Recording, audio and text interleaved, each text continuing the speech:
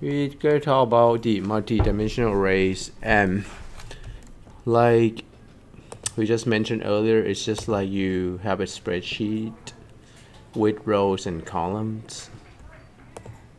So normally in one dimension array, you just have one column, right? So multi-dimensional pretty much just have multiple columns like that, right? So this should be just two dimensions, x and y, right? Like, how would you access the data into each cell? So we should give the name. Like for example, if we look at a one-dimension array, right? So you have an access through the index 0, right? 1, 2. So pretty much, if you want to, let's say this array name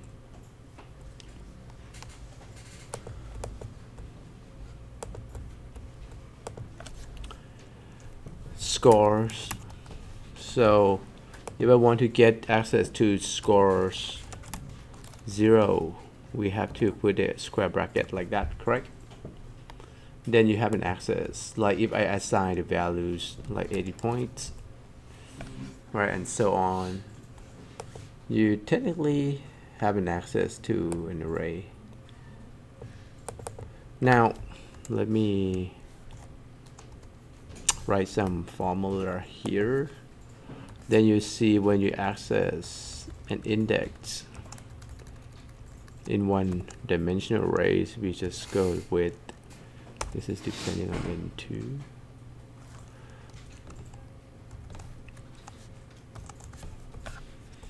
Score 0, score 1,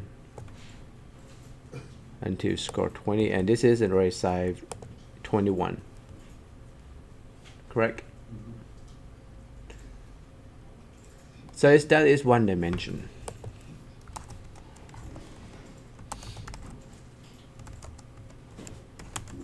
So this is two-dimensional. So how would you access the value in two-dimensional array?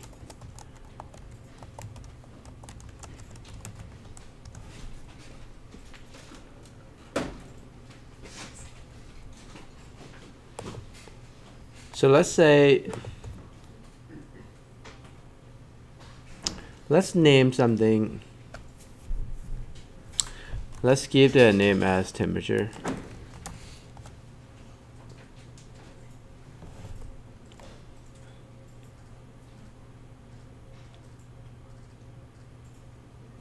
I start to have the same index, which is rows, right?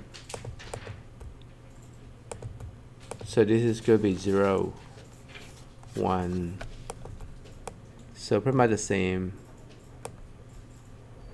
for rows. So the column should have an index too. The column can have 0, 1, right, to access to each column.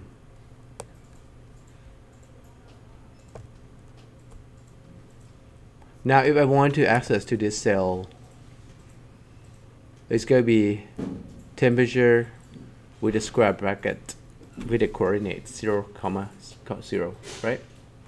And 0, 1, and so on, right? That makes sense? So if I write, let me just write it, then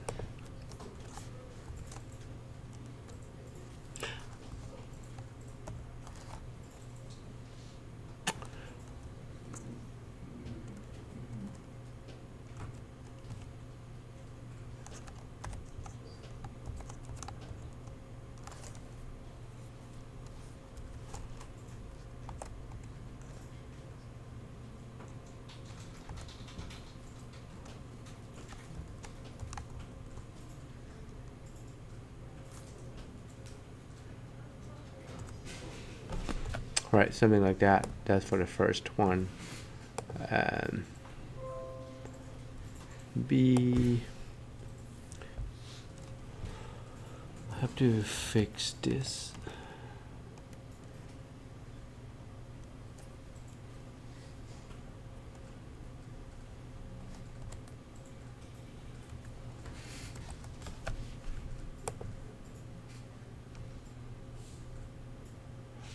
Drag down.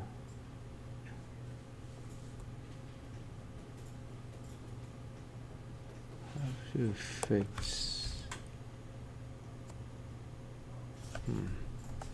Let's try.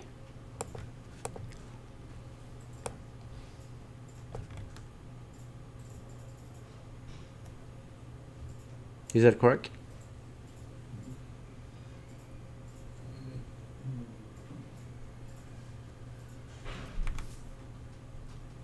So 0, 0, 1, 0, right?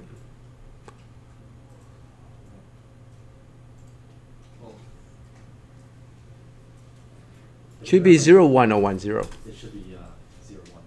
Correct. 0 should refer to x, right?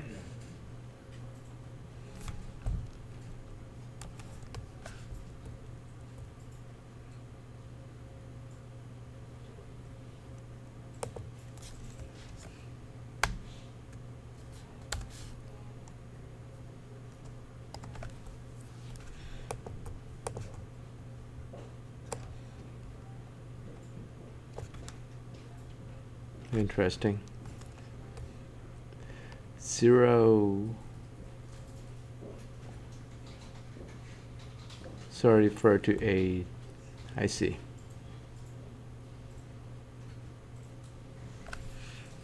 So if you want to refer to x, so. You got the first one correct because you access the row and the column is always row and column. That's what we want to prove now. Yeah, we gotta prove that. So should it look like this or like the one before, right? No, the one before. Because you access the row, right? So maybe Okay. 0. Yeah, but for the y, you're moving on the y-axis down. Your first coordinate value in Cartesian coordinates is x and then y.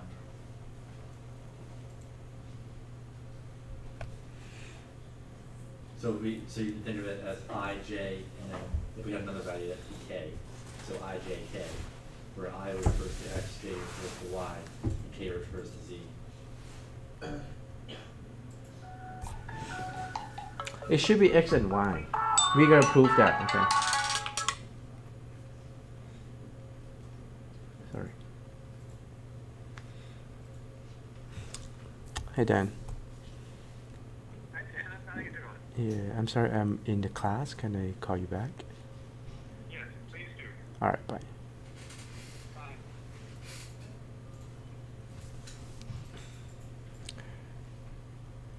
So we're waiting for it to load. We gotta prove that. Now, how we gonna write a program to get the contents? That's another question. Like, how do you get the contents of array? We talked about that last time, right? You can use the for each, or you can use the loop, right?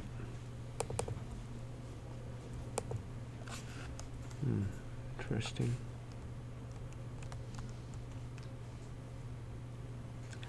So in this case, this one should be like 1, 0, correct?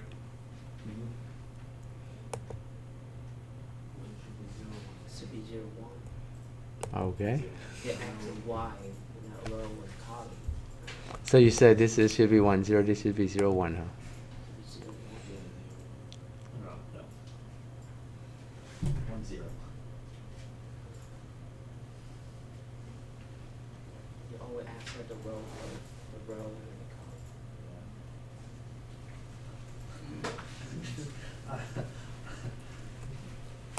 I'm going based off math. Yes, I know what you're We saying. gotta see but it. I mean,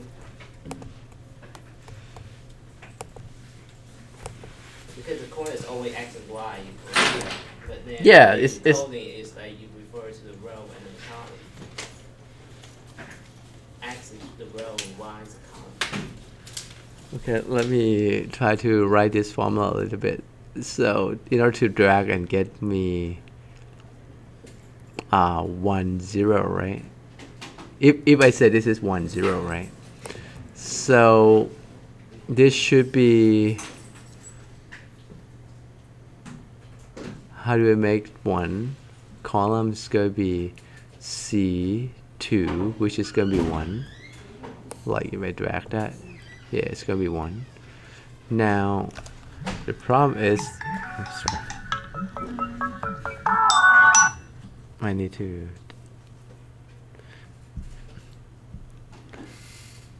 Okay. So let's look at. I try to drag this to get one, then meaning 0, which is A3. I still need A3, but when I drag it, it's going to increase to. That's why I have to fix this. A. Okay.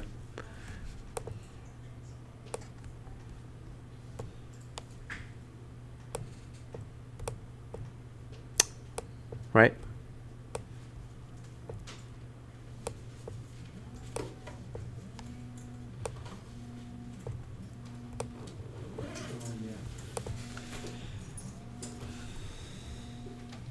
Now we were thinking about we want something maybe like this, but we still argue that it might be the other way around, correct? Okay. So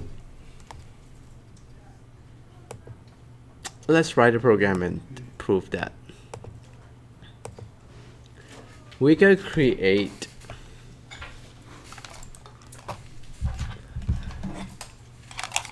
a two-dimensional array. First, how do we declare two-dimensional array in Java? Int or double, brackets, int or double, comma, int or double, and bracket. Okay. So this time, oh, we're going to introduce you to the web application too, right? For this. So we're going to create the two-dimensional array first, and then we're going to make a web application to use that. Okay. Yeah, JSP.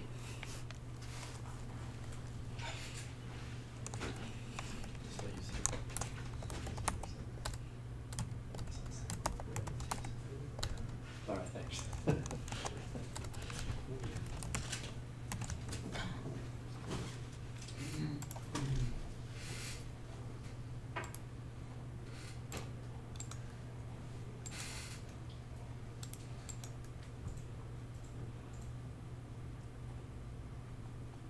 New class.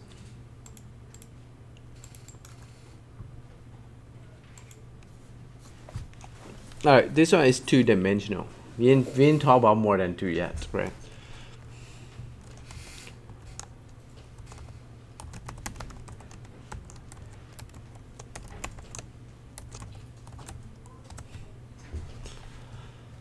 All right, so we said we need public static.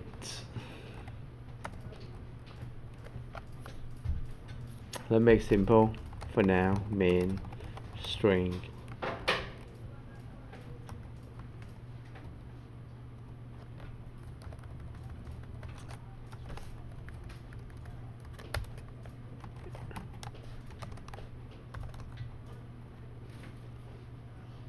All right, we said to declare an array. So I just named this temperature. So I want to record the temperatures Can we do a for simple- 12 months, right? Can we do a simple 3x3 array first? That'd be easy. So 12 months meaning this is going to be my January, right? February. Okay, I just try to say when I want to use the two-dimensional array. So this is going to be up to December, right? So the columns index represent the month, right? 0 to 11. And I want to record the temperature in the period of maybe 24 hours, right? So in that case, I may need to increase, like every hour I record it, every hour I record it. So that should be for 24 hours, correct? Okay, so we have month and this is hours, right? Okay, so now you were suggesting something? Just do a simple 3x3 array. Oh, I mean a smaller array, two-dimensional. All right, so now what type of data is going to be? Double, because temperature, right? So we declare double. And normally when you do array, you can just put brackets, right? You put the name. You can have bracket before or after, right? The name. Now if you have two dimensions, just do two of them. Equals to new, double, same. In this case, if you want to do 3x3, it's just 3 and 3. But now I have to do what? How many rows? How many columns, how many rows, right?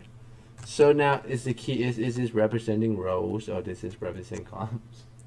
The first one row, the second is a column. Right. I mean, it's actually doesn't matter. It's just the thing that you look at as, you just look at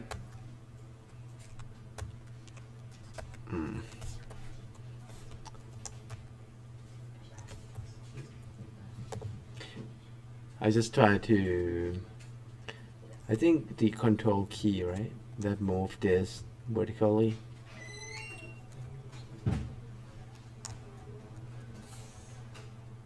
I just try to say, you just, instead of look at this table as vertical, I mean horizontally, we can just make it as a vertically, right? Okay. I mean, if you think about, if you want the first one to be row, you just name it row. If you want the first one to be column, just name it column. So like, I'm going to say final int like row. And I could just say, okay, 3 rows. Final, create a constant, right? Int columns. And 3 columns. So if you say this is row, right? And this is column. Okay? Now, let's see if we want to do how many rows? 24, 12, right? So 24 and 12.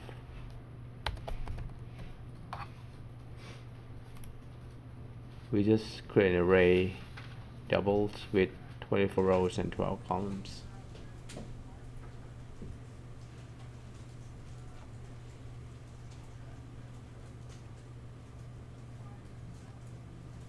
So how would you access the values? So one way is simple. We can just call the name of an array and say at that location 0, 0, right? And then you generally just give the values to it, like 78.5 January, like around 1 a.m. Maybe lower than that, huh? We're in Hawaii. Right. Okay. It's actually lower than that, huh? What it's maybe even 0 degrees Fahrenheit. And that's one way, right? If you want to access the values and record them manually. So we were talking about, is this going to be if we say this is row, then it should refer to 1 0, right? So like it depends on how you look at it. You can switch this, right? Correct?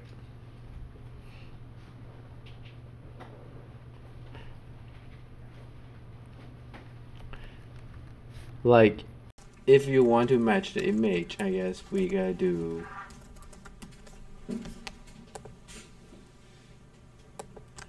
this gonna be February instead, right?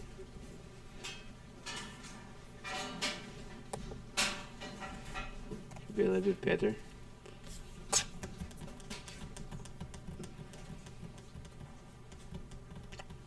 Now, let's see if I want to print this out. I could just do record all of them, but let's print this out. This is how you access data. How am I going to print the information out? So we create two-dimensional arrays just to store the data, correct? And now we want to see the values. So last time we said we can use loop, which we could use loop again. Int I equals to 0, I less than. Now in this case, the first one we representing I, right? So I less than. I said depends on how you want to look at it. You want to do column first or row first. I plus plus. So in this case, we want to iterate through the column first. If I do that, right? If I do that, correct?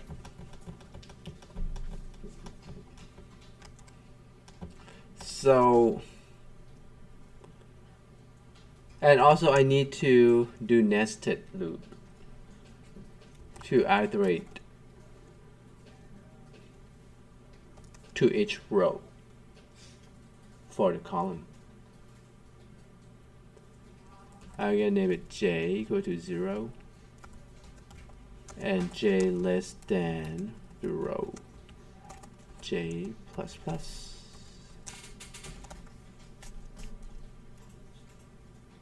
Now we could start to print out information.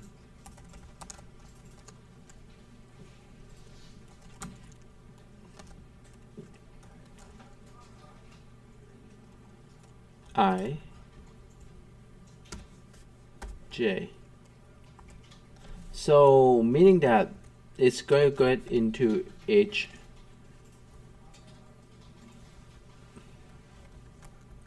So first go to the first month and print all the whole column out, like just the first month, like January, and all temperature for the whole day of January. And then it's go to next February and so on.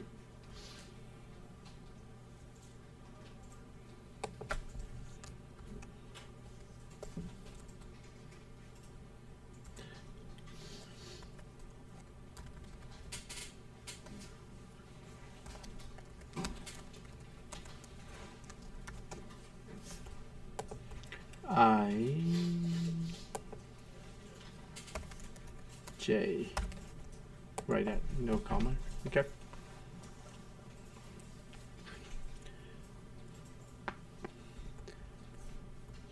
So let's try to print out. Oh, by the way, if we print out like this, it's gonna be always go a new line, right? Which is fine for the row. I wanted to go a new line.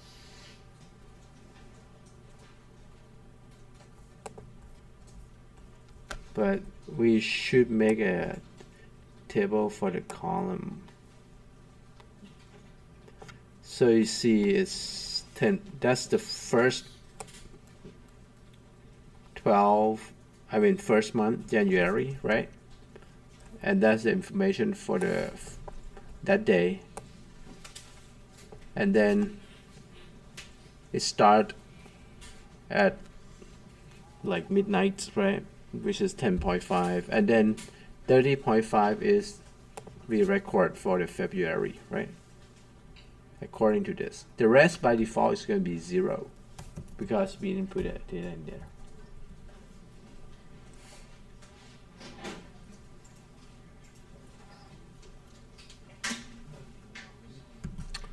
So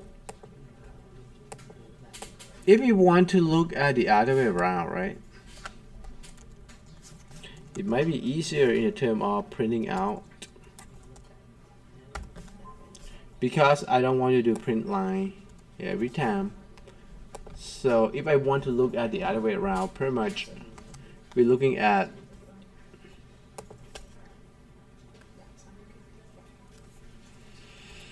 let me do time out a little bit. What are the keys? I forgot. Keys to change the monitors display from horizontal to vertical.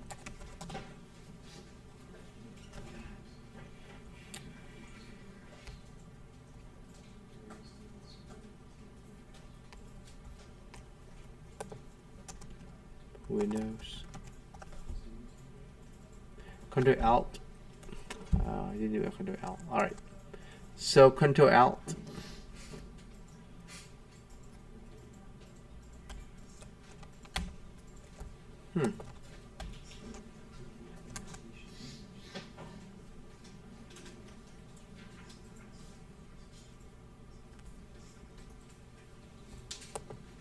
I just try to make it sideways, and I don't have to.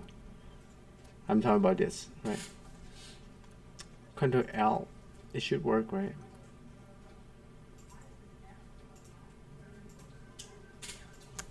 Okay, so if it's not, then I'm going to display settings.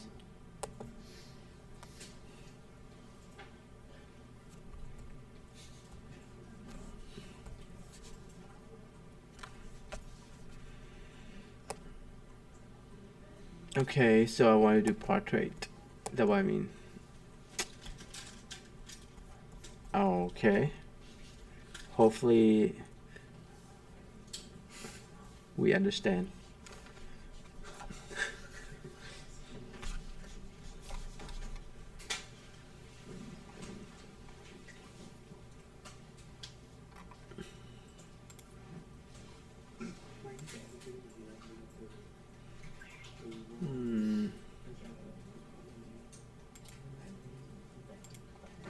Okay, so if you look back to the Excel,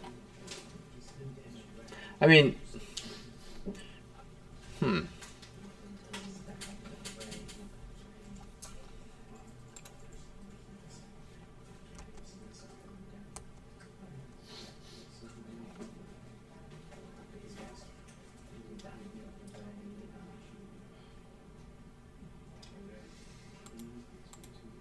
it's very hard to move the mouse here. Just rotate your monitor individually. Huh? You can rotate your monitor individually. Oh, no, your laptop. Right. Let me just change back then. Oh, actually Excel is work better. We can copy and paste. You're on the internet page.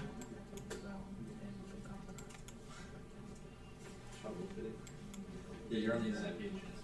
You're on the browser. Trying to open it. I am on the browser, you're right. Thank you.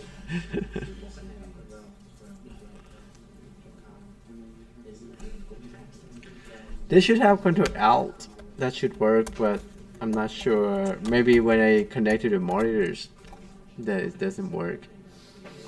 Yeah, the external monitors.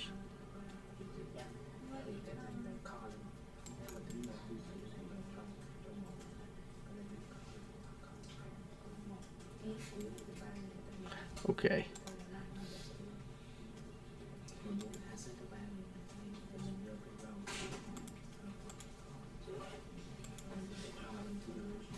Okay.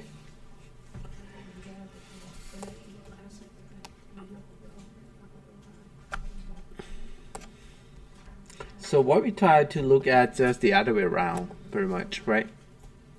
I guess you have an idea too. The key is how we going to do that in Java. Let's see if I can paste special.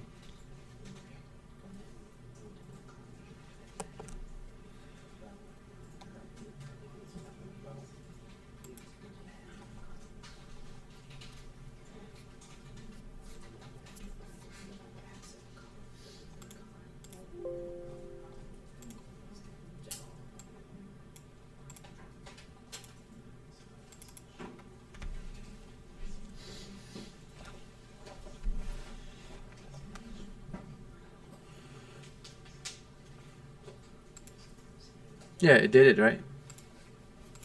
So that's what we try to say, right? But it's just not, it's just get 0, 1, 0, 2, like this way, correct? So that means we're recording, we could always change the rows to be month too, right? And then the columns to represent hours too. I mean, try to say it just depends on how you look at it. Okay, the most important thing is you just need to understand. Right, so in this case you refer to 0, 1, 2, 3 instead, right?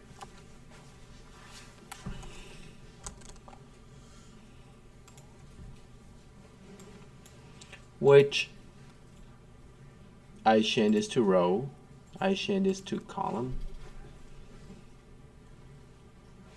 So if I want to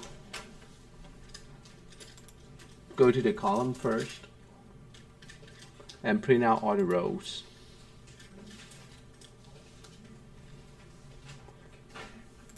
So that means for each column, so I get to the first one and print out the data from the row, right?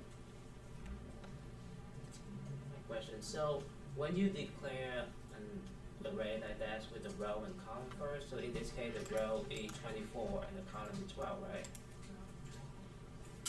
So if you reverse that, if you do the column first and No, row is 12, column is 24. No, row 24. If you do it this way, because row is 24. No, I talk about this one, right? The Like- question, if you do like- the other way around with the This one is gonna be month instead, right? Like this gonna be January, right? Like it's all just depends on how you want to design, right? But We could just put a print line after the first loop, right? right, then this one gonna be print, and we do a print line after the first loop. Like I said, if you decide this way, it's easier to print out Yeah. to be the same, like tabular format.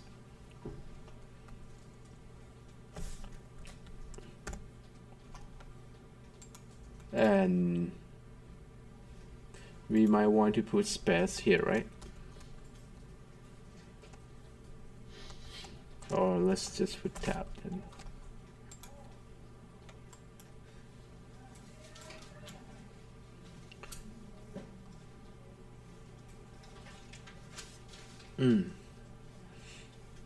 Because of the size, now my row should be, right? Because I create 12, right? As the month. Column should be 24, right?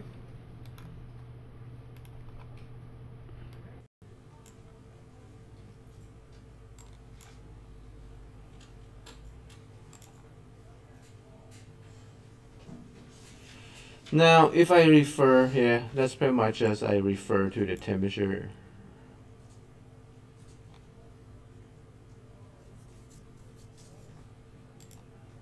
And the rest pretty much 0 because we did not initialize the data into the table yet.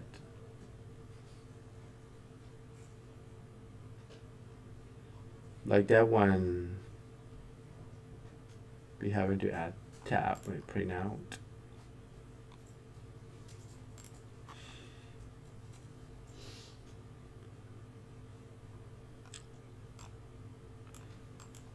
Any questions?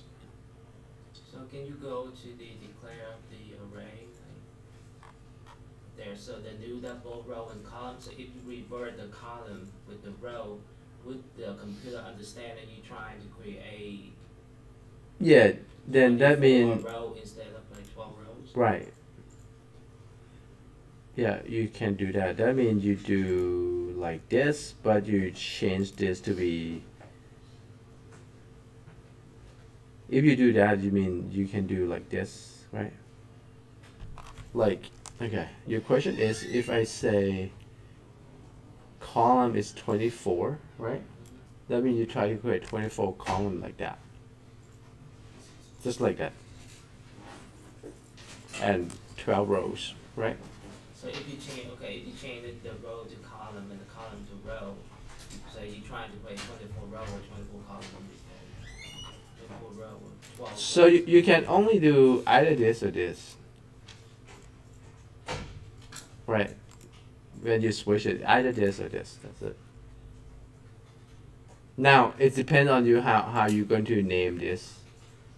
It's always the same index, 0 to, right? 12 or 0 to 11, right? And 0 to 23.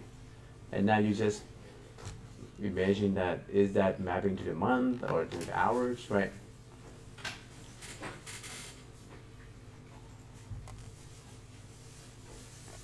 And we just need to use a loop to help and nested loop to access the data. So let's look at some more interesting about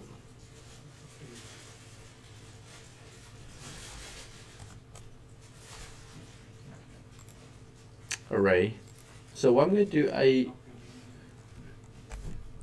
want to show you from the textbook. So we're going to get onto our course document where we have the PDF textbook version.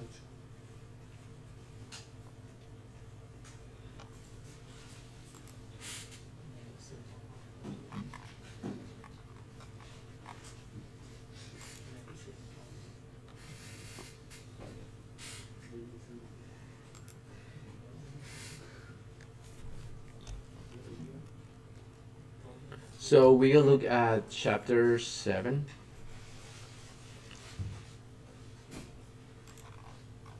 So how many of you start reading this chapter and finish that? Okay, that's good.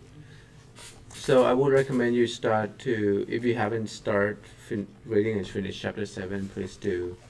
And start looking at chapter 8. Okay. So chapter 7 is talk about single dimensional arrays.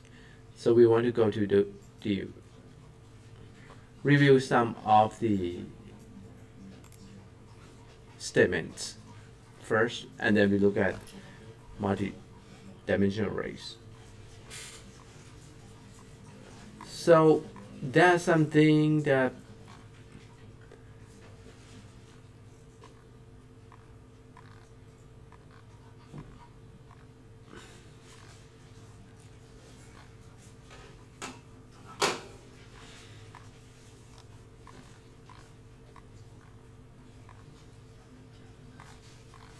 these are just application of an array, right?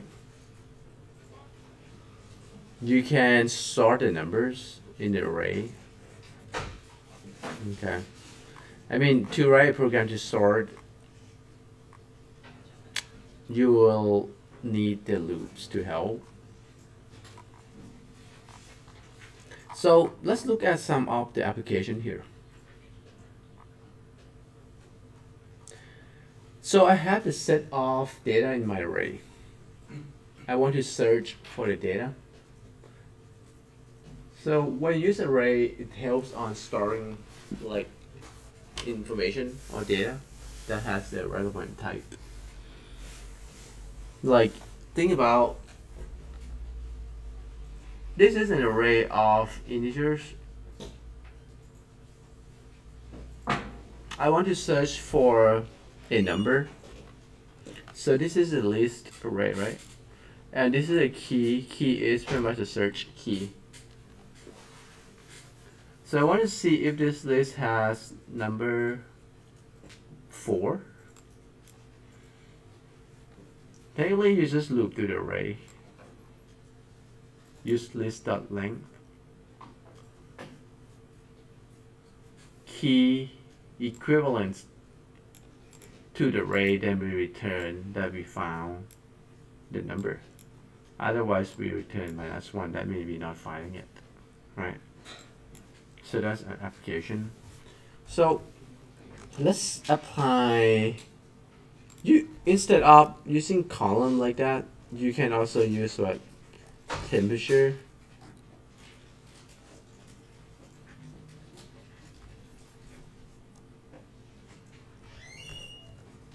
Dot length 2, right? That's represent the column, right?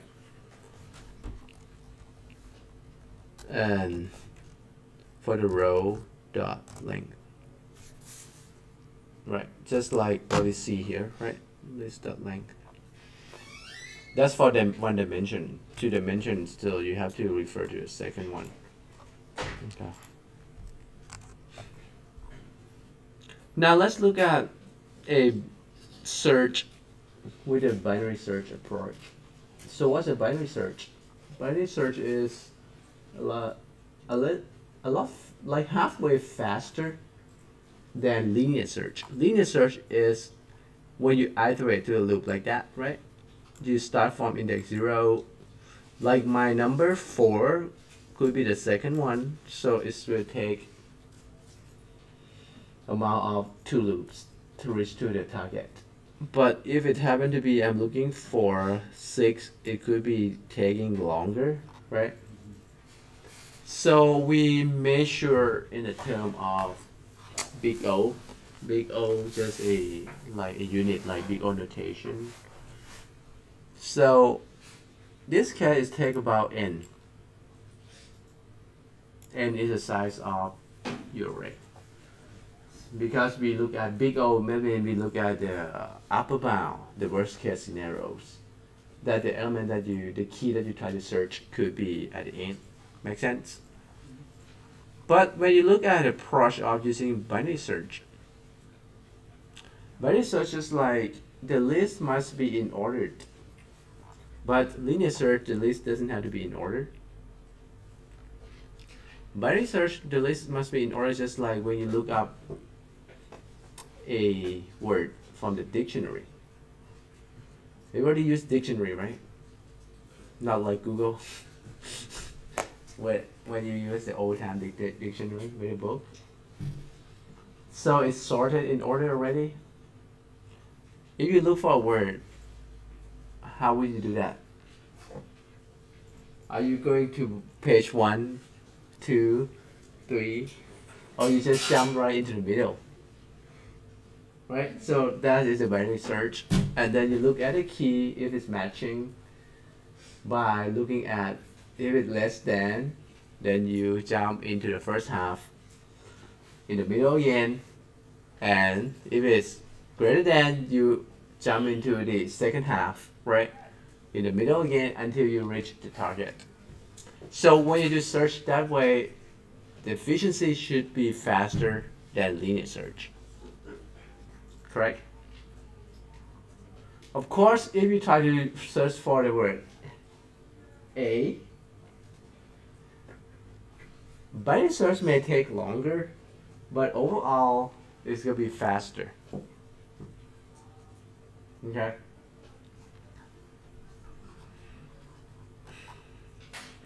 So, again, we use an array. So, array, we look at the mid.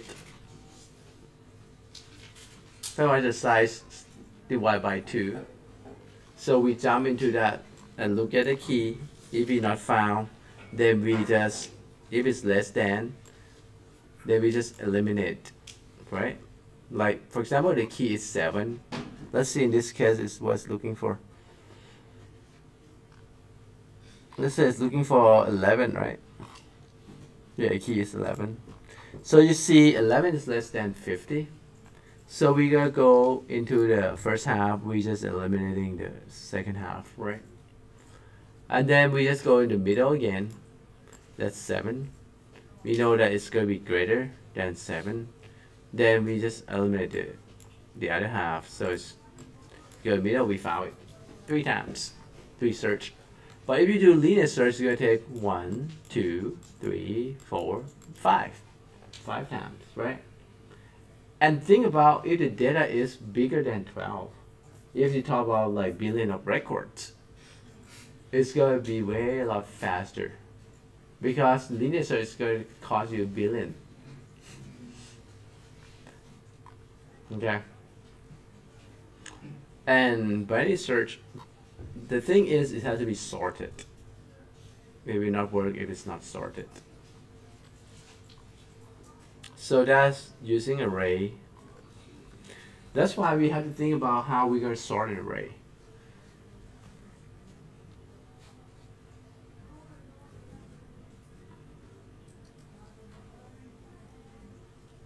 So I was thinking about, like, you may see that, let's think about the application. So what would you use the search?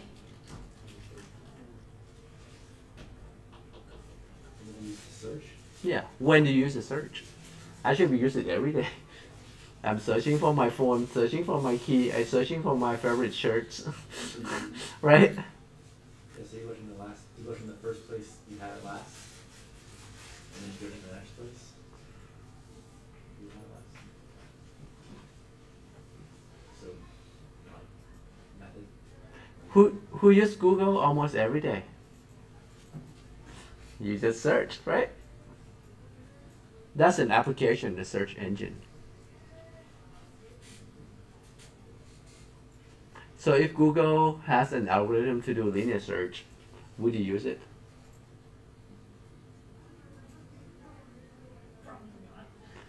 No.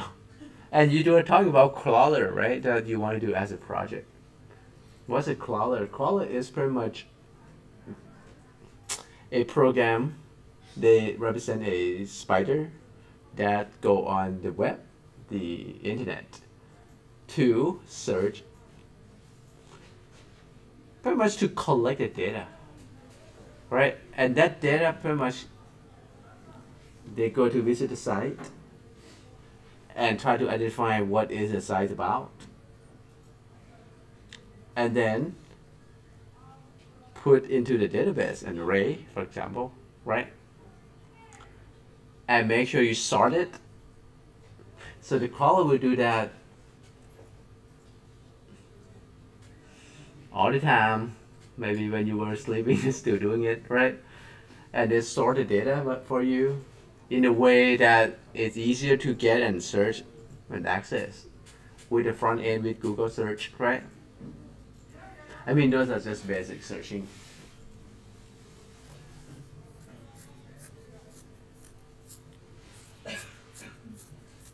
So that's just an example of an application. So meaning that searching is using, it's very important in applications. So that's why we look at searching, and sorting is also very important because we want to make sure that search, before we can search, if the list is sorted, it's faster. Pretty much you organize your closet, then you can get to your favorite shirts easier, right?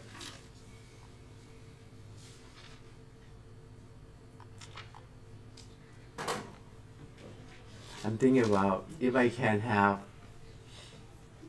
an application that can organize my closet, then it's gonna be good, huh? Just like the information is being organized for you, right? Like Google search, they get you the data because it's being organized for you. Very fast. Alright, so now that's why we no longer use the dictionary with the book, the Oxford or whatever you call the big book. We just go to Google and get the word right away faster.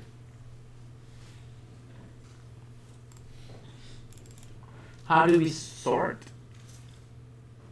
Like, this is just a simple technique to sort. We have the list of number, this is unsorted. So can you tell me how you sort that number, that list? First, you need to loop. Isn't there a function that's used to sort out this? Or array?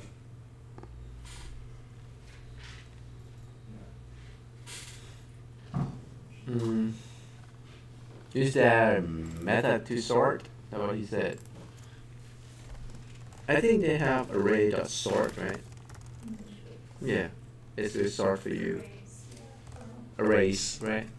Yeah, in array class. Like for example, let's test them.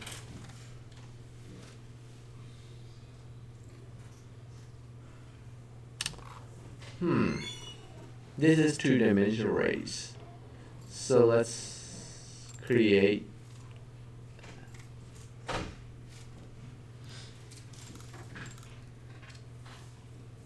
another class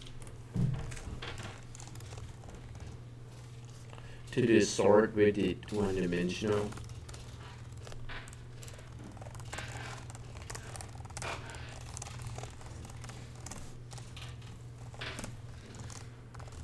Alright, so we gotta create an array. Integer, list, and another way to declare an array, we can just give the values right away, right? We're gonna make the number unsorted list. Okay. Now we're going to sort an array. This has to be an array, so we put the brackets. That's how to declare an array, right? So we said one way we said we can use arrays dot sort, and we pass the list to sort. We import it. Alright, so let's see, we print before and after.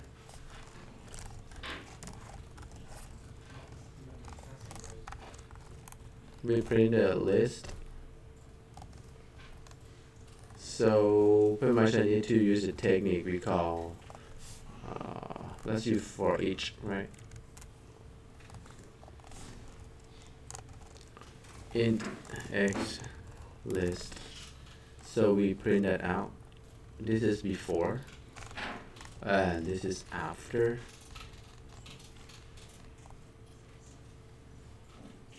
So let's just print with the tab. So before we sort it and after we sort it, and then just print the space. I mean the new line.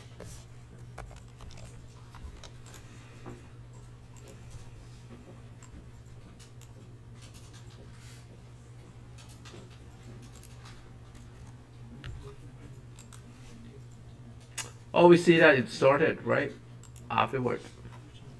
So with this, it seems like it's very easy. Erase the sort. It will sort the array for you.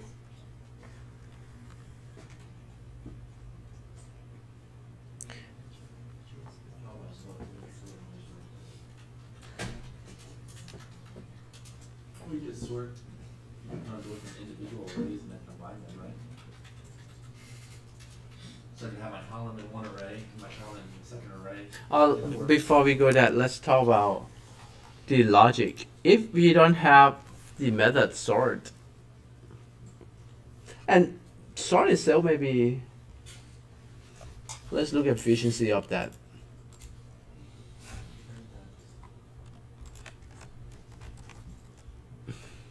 The sort does it from a binary or from a linear method, right? Or incremental method. It's not linear. So it's still gonna be very slow.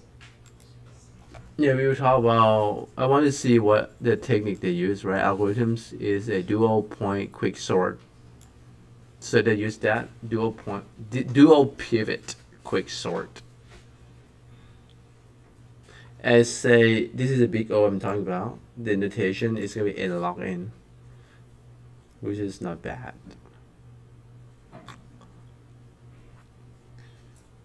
Okay, so this is a technique that they use, but the technique that we mentioned here, this is called, like some of you start to say, look at the number, compare the next one, right? If it's less than, found one less than, you swap, right? You swap. And now we look at the number again, you swap again, keep swapping until find its sort. This is another technique. And do you think if you write a program, you're probably going to need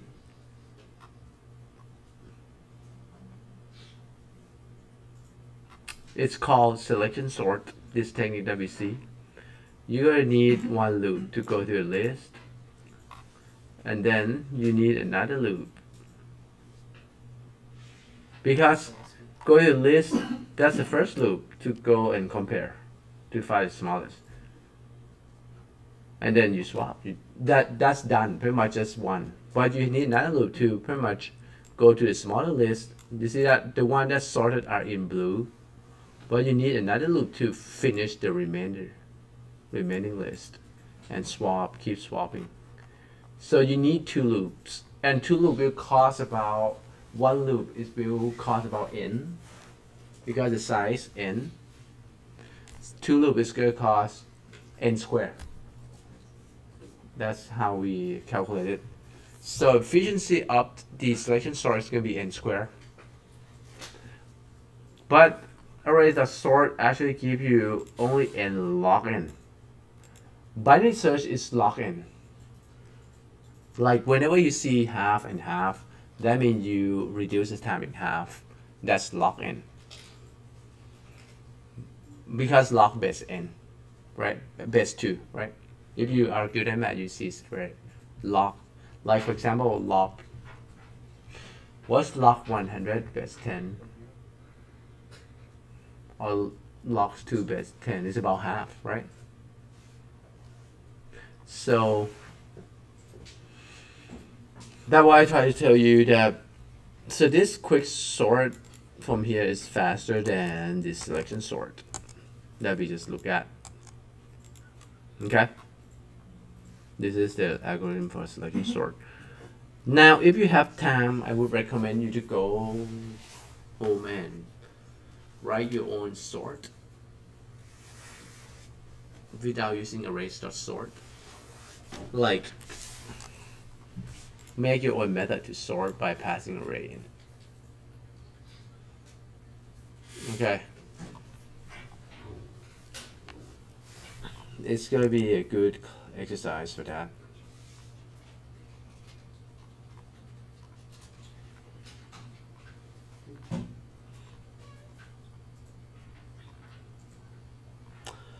Now, this is pretty much showing you the application of your single dimensional arrays. And array itself has arrays class that you see you can do .sort. Now, we also have arrays class or arrays list class. Like this is a list and array, but we also have array list. Okay. So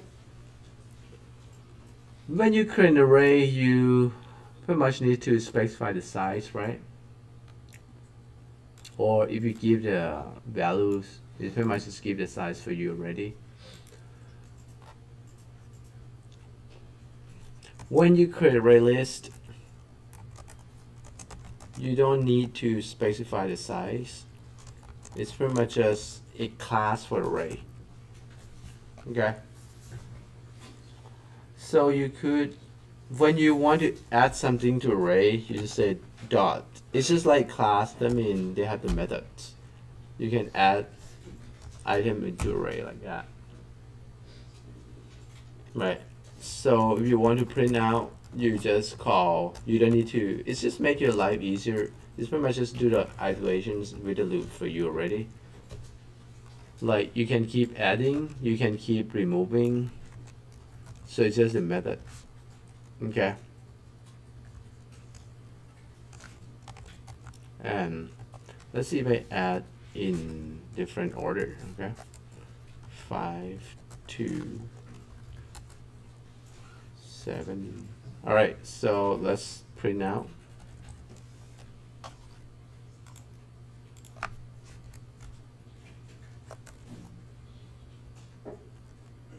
We will print the list out.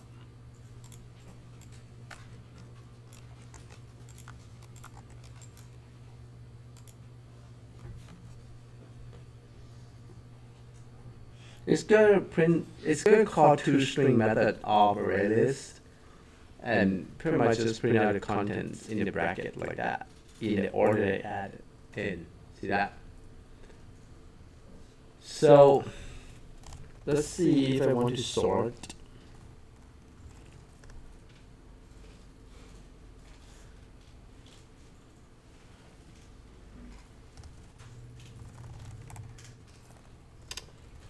Interesting. How am I going to sort here, right?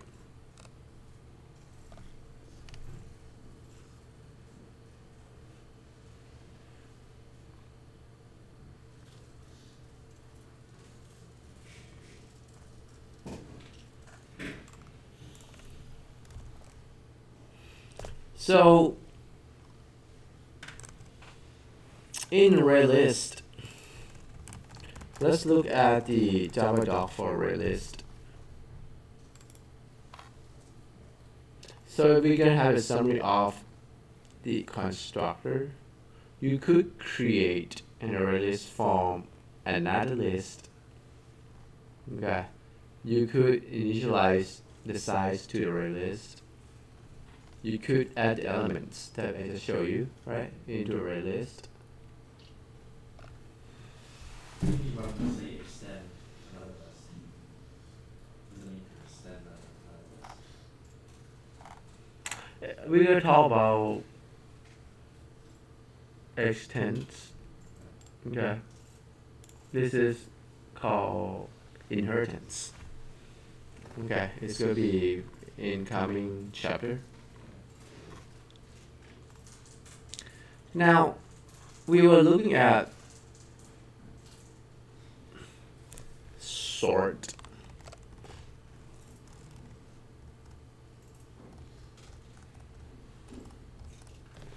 So array list itself doesn't have sort methods. Because I was searching for, right?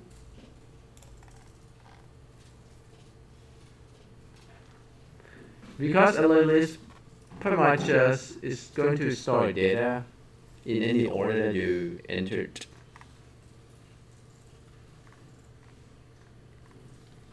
And the method that we see when we create earlier is actually coming from. So let's start to look at the hierarchy here, right?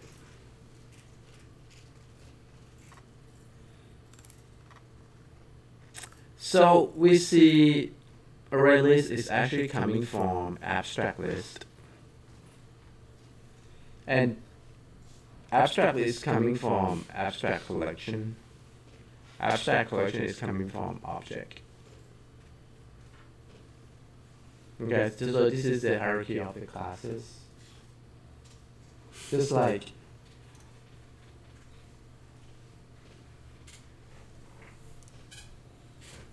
what's your name? You? So you coming from Vietnam? so your parents pretty much you inherit from parents, right? Yes. So just like that.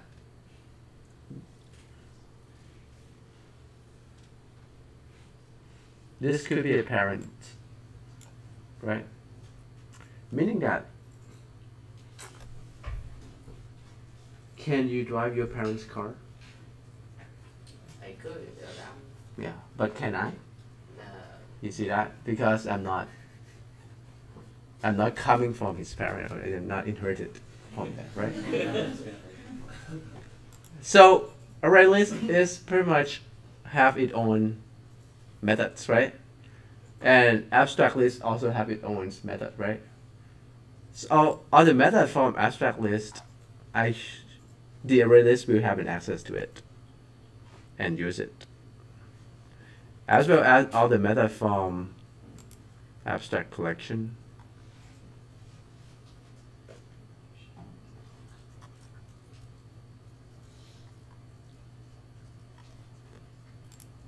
And all the methods from object.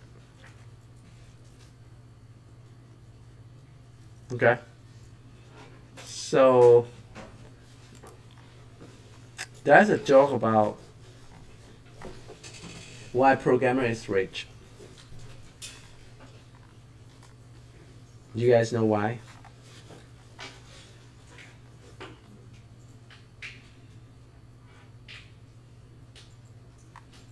Because programmers always inherit. You always do inheritance. Which we're gonna talk about that topic soon. So you inherit all the time. Like array list inherit from abstract list inherited from abstract collection.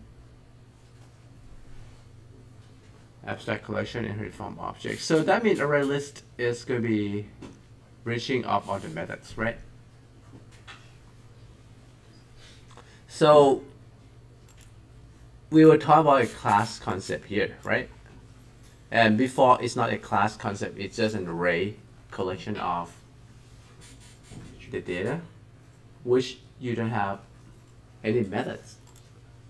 You have to do manually sort, but now you try to use a class and call the method to sort, right?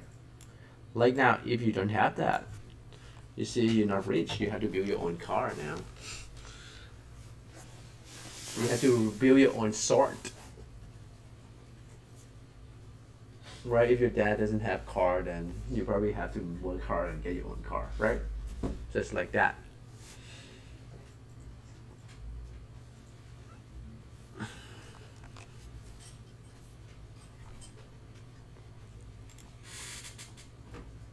And array list has other methods, so you use the method to add, you can remove, right?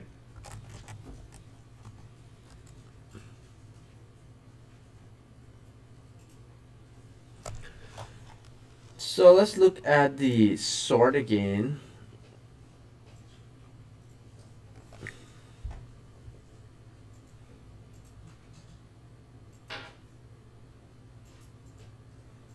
This is pretty much just a Java doc version.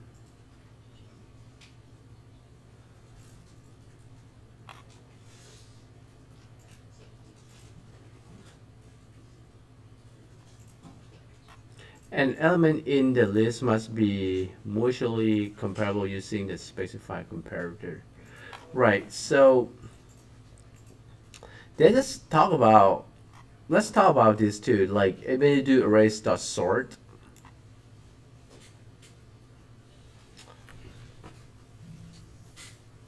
what happens if this is an array of integers, right? You can sort the integers because you can compare.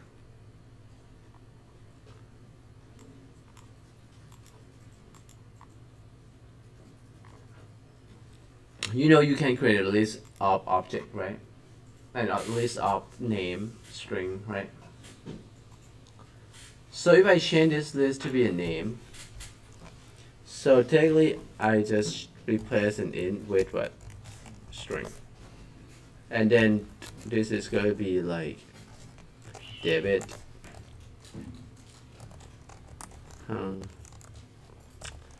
John, George. So I want to sort this list. Can I? Okay, here.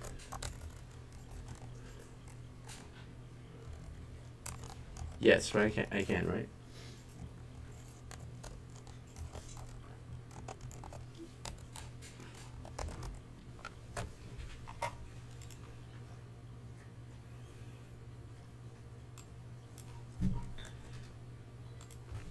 So this is gonna be a string.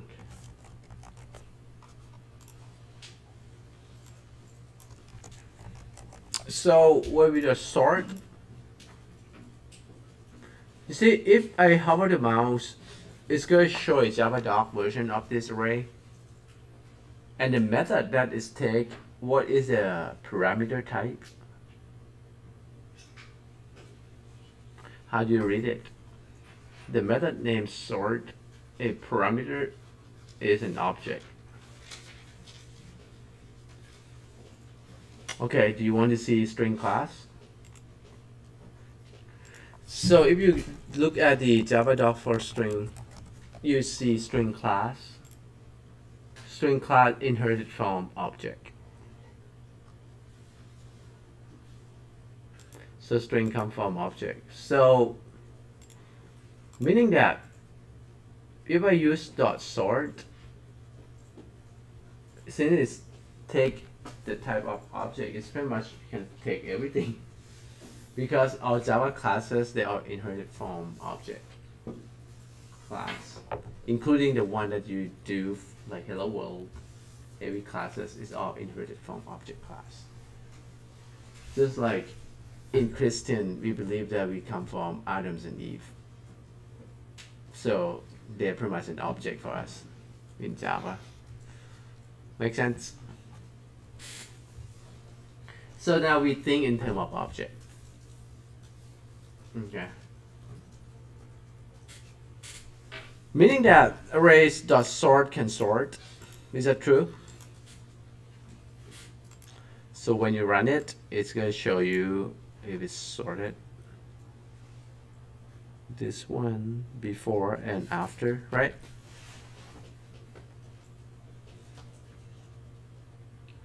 Now, if you have to implement your own sort, you have to compare in alphabetical order way instead of number way, right? And in string, you learn how do you compare string in Java. Do you use greater than or equals or less than sign like in math, like in selection sort that we've seen in before? Do you use that? No, right? So what do you use? You talk about equals method. That's to compare if two strings are the same. It's not going to help you to sort because it's not telling you which one is less than or greater than. It just say equals or not.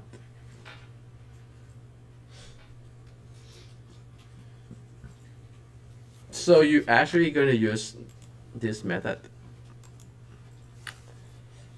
You see comparable. Comparable has one method called compare to.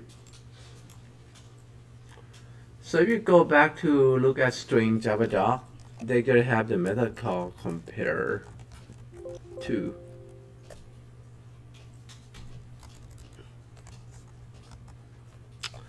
Right there. You pass another string in, compare with another string, return integers.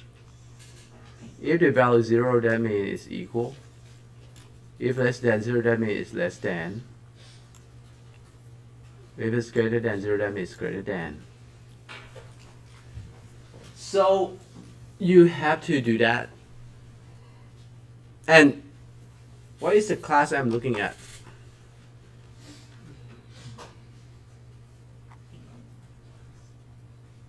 This is I'm looking at string class, right? String class is a class, right? So that's why this one works, because it happened to implement compare to. that class have compare to. I try to tell you, if this string class doesn't have compare to, it's not going to be able to sort. Right? Because how you going to know that which one is greater than which one in the term of string? So in order to use this sort, right, this sort,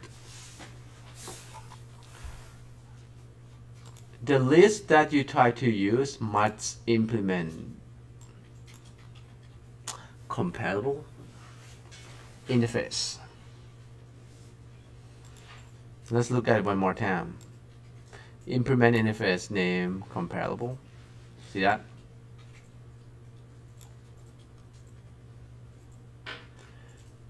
And comparable has one method that you must implement, which is compare to.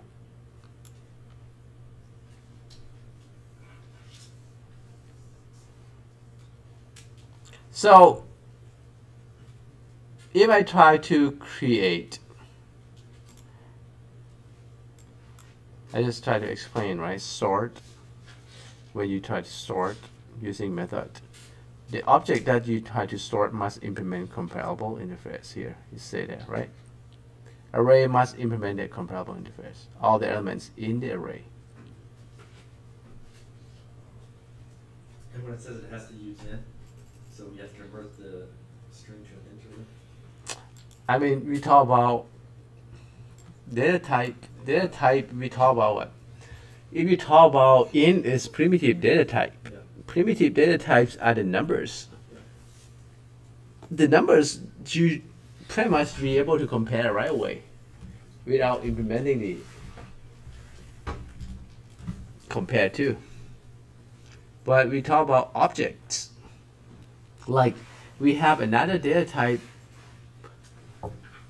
we call like string. String is not a primitive type. What string? String is a stream of a group of characters. We have primitive type, which is char, represent a characters, which we can compare. We know A comes before B for sure. All the primitive type you know, right? The order. But the object you don't know. The object means what? The type as object could be all the Java classes. Because all Java classes come from object.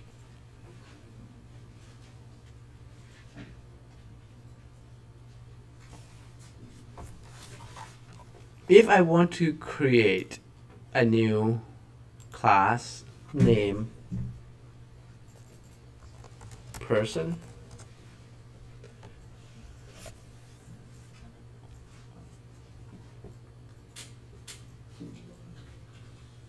can I compare person? If I want to sort person, I have a list of person. Can I have a list of person? Yes. Pretty much all the students can be on my roster. They are person, right? And person has what? Okay, person. Every person have name for sure. Okay, and name is type string. Person also have what? Let's say person, not student. Not every person has GPA. Okay, every person has, well, they have arms. How? Age. Age. Okay. Okay, so we talk about the DOB. And you said something? I said age. Okay, the same Yeah, as she the said. same thing. What else person has? Social security. Not every person has social security. Only American citizen has. Oh, it's all about Americans. Right. We try to make a big picture first. That's why we have the concept of inheritance. and you ask me extents. Oh, I see. Right. So arms would extend person? Alright, that's fine for now then. Because we cannot think about it anymore, right? So we understand the concept of constructor, right? The constructor is a method that has the same name as the class name. Like when you create a person, you give the name and date of birth to that person through the constructor. Okay? So its constructor just initialize the name and the date of birth in this case. Okay? Like if I want to create an array of person, how do I do that? It's a string, I just name it person. Because this is an array of object now, how do I create person? I just say new, right? It's going to call the constructor. See that? Person with a name. And we just give the date of birth. Like date. I just give the data type, right? Date is from the system.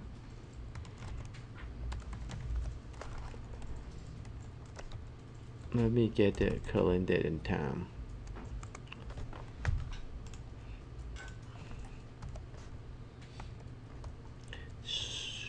I have to do new date, I think. Yeah.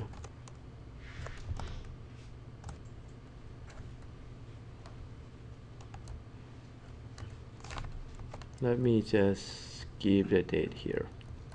I'm going to create a date instance, right? And give the, because I try to give the date to each person as the date of birth. So you see this is a date class has an object. So I can get the time, get the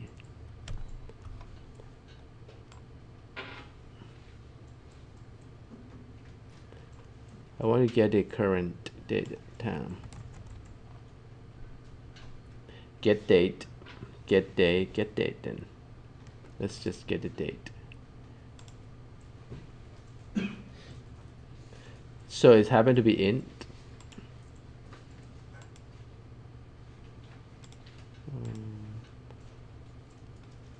There's an error, new person.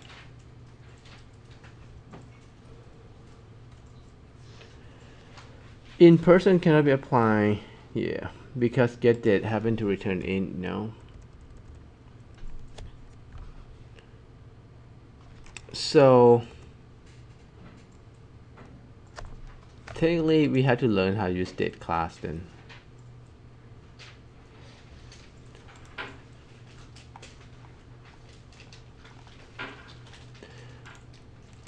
Let's look at date class first.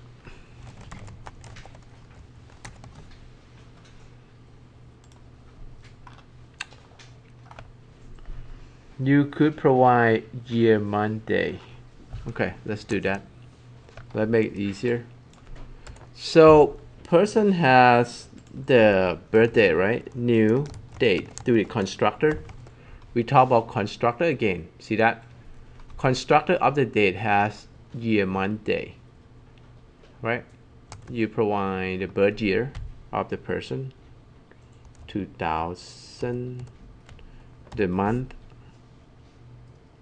Okay, born in June, the day 6. Alright, so we just created one person,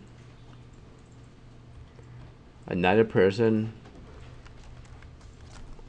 just say person again, and we get the OB again, which is new date, and the year that this guy born, the month, and the day. Okay, so let me create another person, John, and give the date, right? The year that this person born, and the month and the day. So let me just stop to have just 3% for now. So I just create an array of person, right? Correct? Can I compare? Can I sort this person? Can I sort? Yeah? No? You should sort date of birth, right? Now you said you can sort date of birth. Can you sort? How? You get only the date of birth and sort of the So you trust him? He said that of birth, then you said that of birth. You trust him? No, my idea is You you can get. all the dates from the person, all the date of birth from the person. Can you sort person? Can I sort you? You're a person, right? Can I sort a group of students? You have to have the How? parameter based can on- sort You of said the- yes. How? How do I sort group of students here? Based on something, either their name or Specific their attribute. height or yeah. Yeah, right? You have to. Now I don't know. If you don't give me, what are you basing on? You could sort by first the name by alphabetically order. You can sort by date of birth. You can sort if the person has the height, right, and the weight, right, or the grades, right. So that's why this guy is a problem. This line. Arrays does sort. How could this array smart enough to sort the person? And array just like you don't even know based on what, right? That makes sense? So you have to be very careful to use the sort method. Like if I run this, it's gonna give me runtime errors. Why? Person cannot be cast to comparable. You may not understand. What's that? Well, but we could. Because it means I cannot compare person. Well, I cannot sort person because I cannot compare. What do you want me to compare? Based on name or based on date of birth at this point, right? You have to specify. okay. How do I specify? You have to implement the interface call comparable.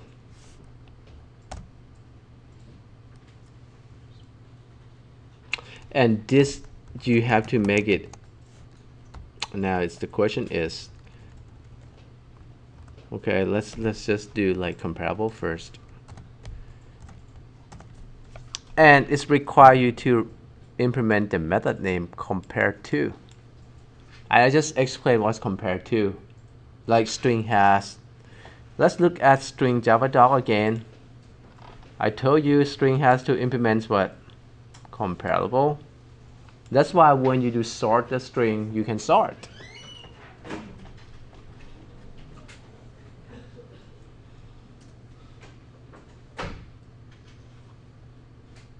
But your person do not implement comparable. That's why I have to implement comparable. So you're gonna learn the concept of an interface. So comparable is an interface. So what is an interface?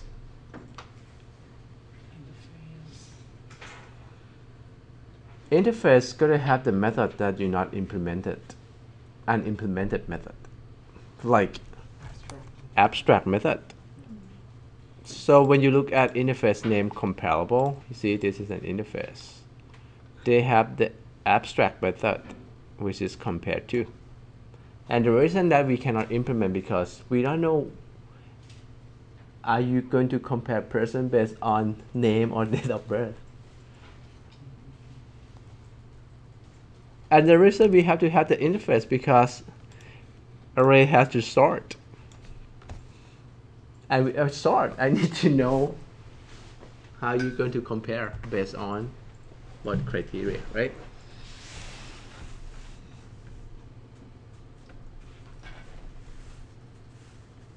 So if you don't have comparable in your object person, make it easy. I throw the errors at runtime.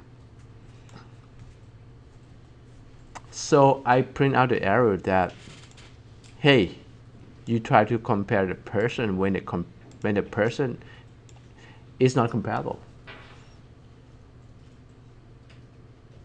How do we make the person comparable?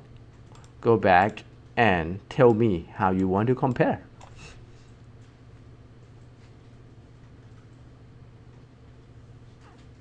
So that's the benefit of using an interface. You guys see that? If you don't have interface, then how are we going to make the sort for arrays, right? The only rules just apply, say, whenever you want to sort, all the object must be implement comparable. That's it. And how do we implement? That's the benefit of abstract. You don't write a code, you let the programmer define it. Because programmer is going to define based on the logic. Hey, I want to compare based on date of birth if you want, right? So that means we know compare to return 0 when it's equal, minus when it's less than, plus when it's greater than. So the object is another person, right? So it's better to, let's see if I do this way then.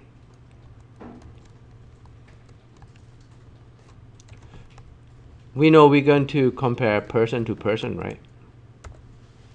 Correct? So that's why you could give the type of the object in a bracket. And then you could implement. So it's going to call person. So how would you compare person? So you say based on date of birth. This refer to the person date of birth here, right? The attributes. And date of birth itself is also a class. If it's not a class, you can just do greater than or greater than if it's actual number. And it happened to have compared to, right, the person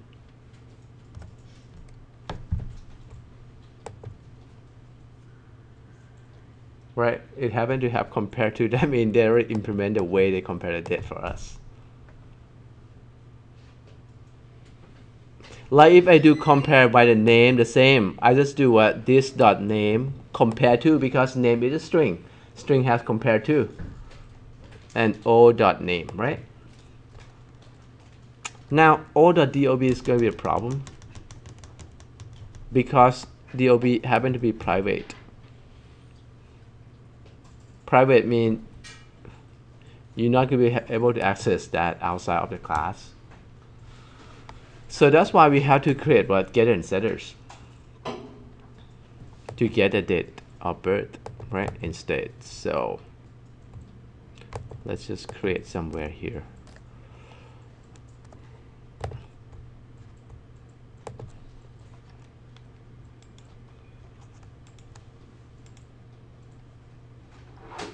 All right, so we, instead of do o.dob, we get the method, right? Get dob. Okay. Questions first. Now, if you run this, the next problem is try to print out information of the person, right, to show us. But our person doesn't have two string. we require, otherwise cannot print. We require to implement, when you create an object, you should have setter getters. If the object is comparable, you should have compare to. And when you want to print the information of name, date of birth of each person, you require to create two string methods, right? Based on the attributes, right? Now we can run this program. It should not have errors, and it should sort. See, before we don't have a sorted order, and then it's sorted by date of birth. Let's see if it's true. February 1st.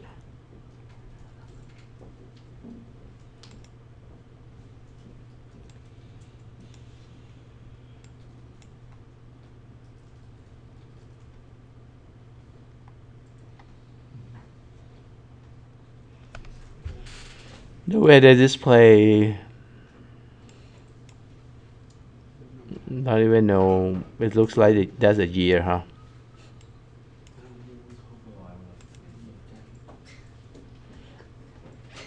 That's a year. May add the number here. So you have to understand how the year works in the date class. See, year, it's just like the zodiac things again, right? Minus the year with the 1900, right? So that's why. So if it's 1996, you have to do 96. 101.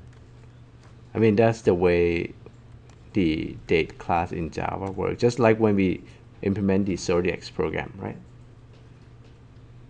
And that's it, because they have the time that when the machine created, they have that date and time. Okay, and they start the date and time from when the machine is created.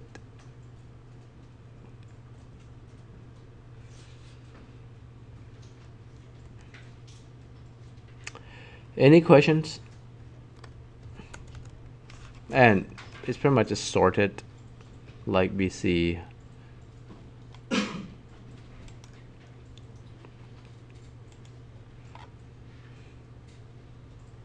(1996) first, and then 2000 and 2001, right?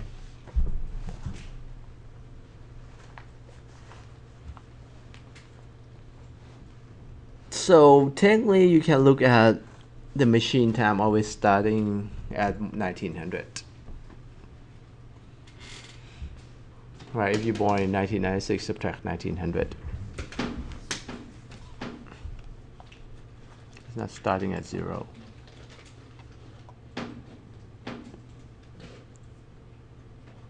Alright, so we're done with sorting an array of objects.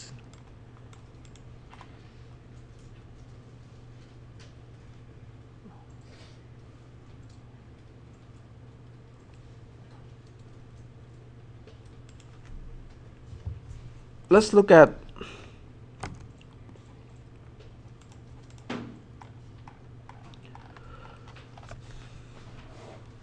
when you have more than one dimension, right?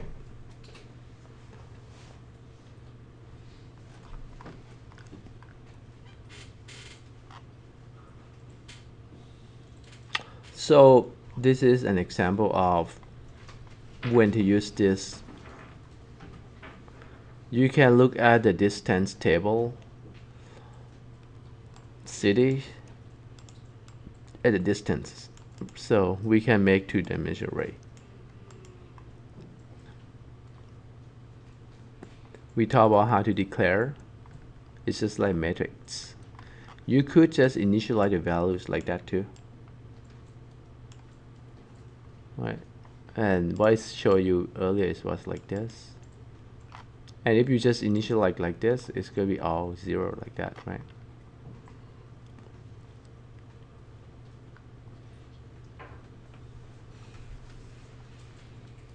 So this is pretty much equivalent. Hey, Professor, do you want to just do Sorry. Zoom Just if you can just zoom in. in. Zoom in. That's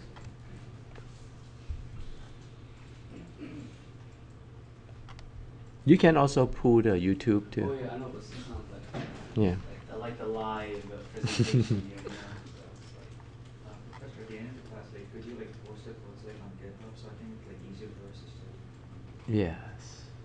Oh, you mean what link? The live? GitHub. Oh, the code? Yeah.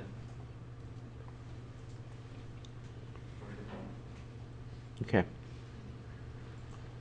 So we talk about this, the length, right, for a two-dimensional array. Racket arrays. Like, you see that this is going to be a racket array. Pretty much, you can have different lengths for each row. It doesn't have to be the same length.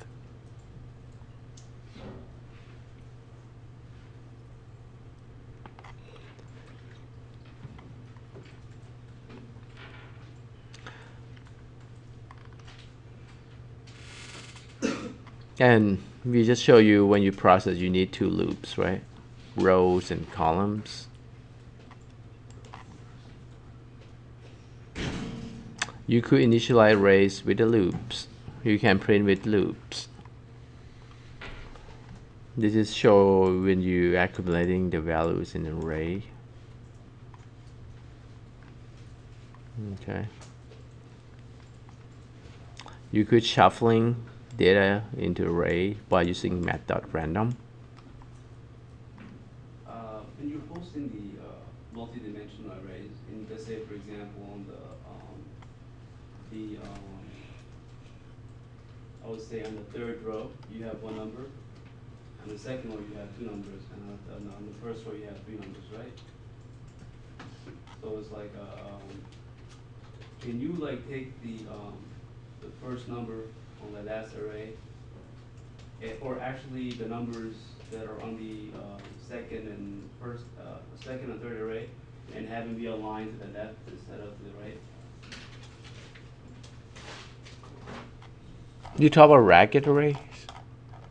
Yeah, bracket. Yeah, that's one. This one? Yeah, so instead of being aligned to the when you're posting it on the app. You want to do this like the other shape, this shape instead, right? Yeah, Yeah, you could. It's just. a little more technical. And why you want to do that? I was just wondering because sometimes like the way you present information, or maybe X or anything like that. But if it's size, it's gonna be. It's only one. The size is one. True. So, yeah, it's the same thing. You could just format the way you print it too. You wouldn't have to format the array. Yeah, I was strictly talking about the thing. All right. So now we've been learning single dimension and multi-dimensional arrays within the same method. Now you see that main method actually taking an array. ARGS, right? This is an array string, right? Do you guys understand how to use this? Have you ever know how to use this? It's taking an array as a parameters. You know that? How many of you know how to use this? Right, that's correct. When you run Java in command prompt, how do you run it?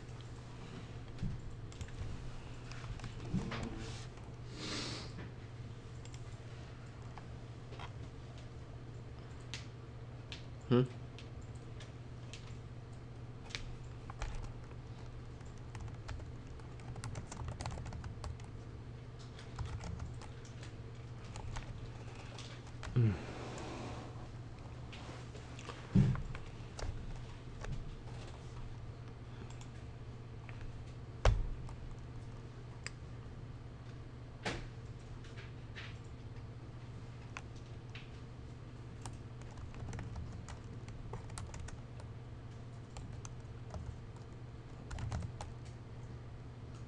Okay.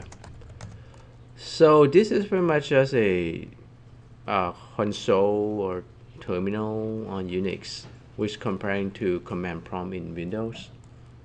So you could navigate yourself to with cd change directory, right? So if you want to see the list of folders, it's just say ls, right? If I go to C, I'm in C now, right? C represents your hard disk, right? So I'm going to go to users and my users, and I have a folder on my desktop, right? That for this class CSC201, I create the folder for that. So in there I can make a directory named Java folder. I could just get into that and create a file. Like this is a file that I'm talking about, array sort, right? But let me create a simple file like hello your name.java. So this is an editor's pretty much. So I could just write Java code here, right? I mean, I just try to show you just simple how to use the arguments, okay? So the name of the file is hello name. So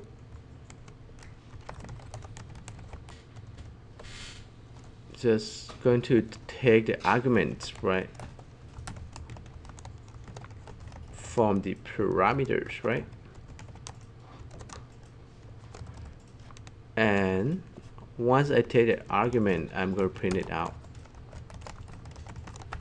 I'm going to take the name, I'm going to say hello with the person name, which is array at index 0. Because argument args is pretty much just a variables, right? The parameter name is an array I can access at index 0.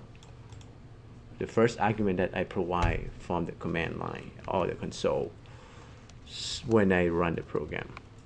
So let me just run this program. So first I need to compile, right? So that's how you pretty much do. And then you can run by typing Java after that. But if you have an error, it's going to show an error right there. You have to go back and fix. Like now, we don't have any error. You run with Java, hello name. Now this is the args, the third parameter here. Like if I say David, it's going to say hello David. So that's the args. That is it's make an array because when you do space with last name, that's going to take the whole thing in. You can do 0 for first name or args 1 for last name. Okay? So that this you passing an array to the method. Make sense?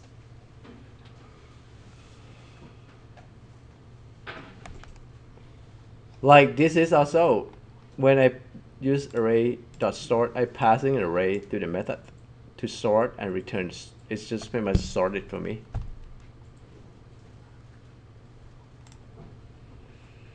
So this section just try to talk about that. Like you could also passing two-dimensional arrays. In that case, the parameters pretty much just do 2 square brackets, right? And then it's just going to calculate whatever you need to do and returns back the total and print out in your application.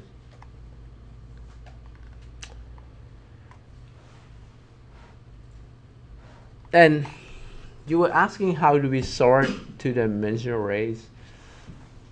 It's just depending on what do you want to sort.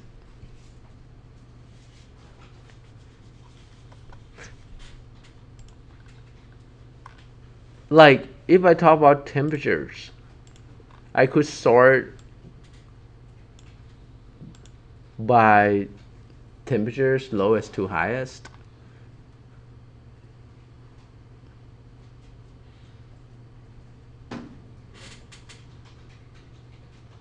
but you still have to, it depends, like if you want to sort by rows or you want to sort everything at once,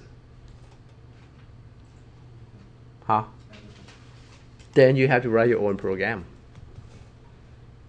Like you pretty much just have to write your own how to sort everything at once.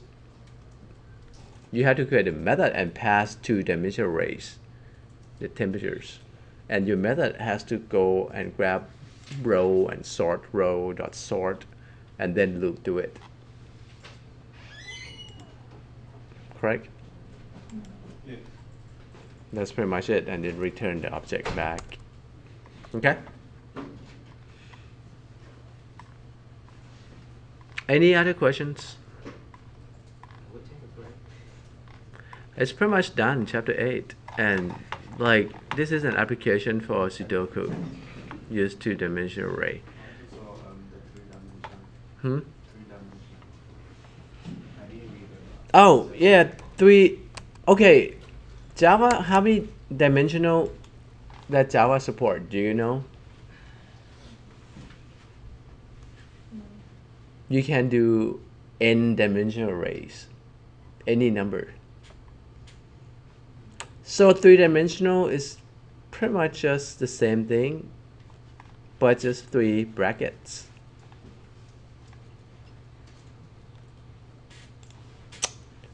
So just add more brackets. And row, columns, and this is X, Y, and Z, right? Pretty much just the depth, right? Just like 3D, right? Like rubrics, right? Or cubic.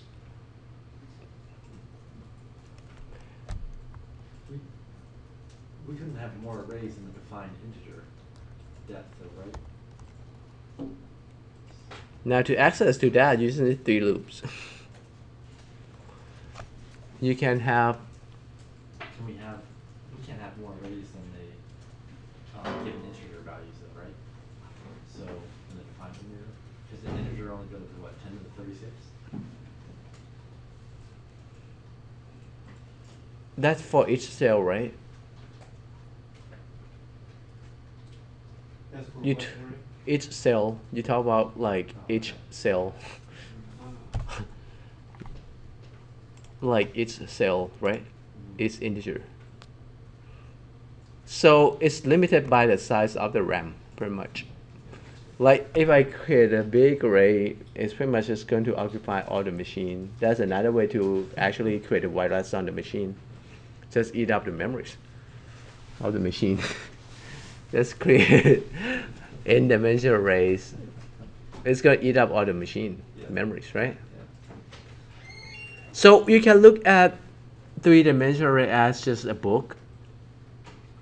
Like one page is one layer with 2D, right? And then you have page number as a depth. Make sense? Or in Excel, you can look at spreadsheets. Like this is 3 dimensions. First dimension, 2, right? And then the depth with another, see? And the depth, this is 3 dimensions. Just like pages, right? And then you can say, I want to store data at sheet 0, sheet 1, sheet 2, right? At row X, columns Y. And when you access data, just go to the sheet number first, X and Y. It's just 3 coordinates now. Now if you talk about 4 dimensionals, you just have 2 spreadsheets, 2 Excel files. Correct? Now you talk about 5, you have 2 folders that have all the spreadsheets that make sense. If you have about 6, then you have a package, right? Package with all the folders. If you talk about 7, you just have multiple packages. Make sense? And you have to refer to that package in that folder, in that file name, in that sheet, in that X and Y. Pretty much that's how you store the data. and organize your data. That's why we organize by packages. There's a folders system now. Pretty much now you understand already. You can create a file system. You can pretty much write your own operating system, correct, with multi-dimensional arrays. And database actually is just coming from this.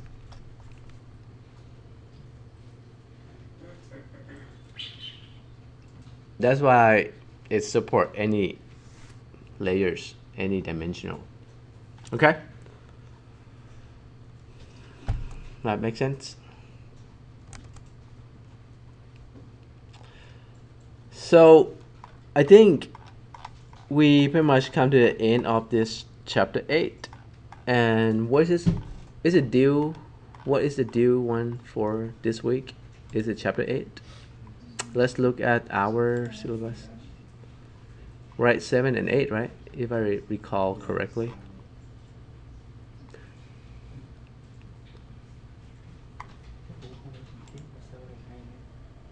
So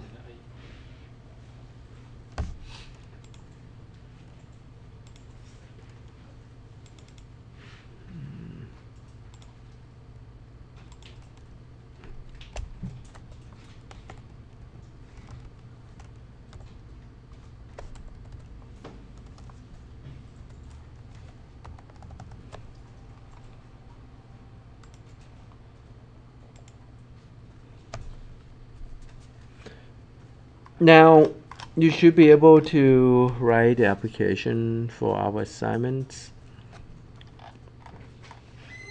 Yes, 7 and 8 by this Sunday, correct? So you can start reading chapter 4, 9, and 10. So you should finish reading 7 and 8 this week, okay? And then start look at 4, 9, and 10 next week. Okay. Now I could show you, let's take a break first and we come back and I'll show you the web application, right, for extra credits, and then we can look at,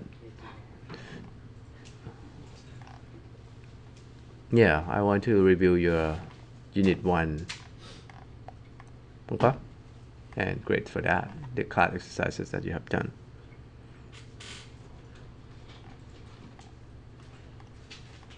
So these are 7, 8. So we show you JavaFX already, Android already. Now we're going to show you how to get the extra credit for web app. Okay? All right, let's take a break.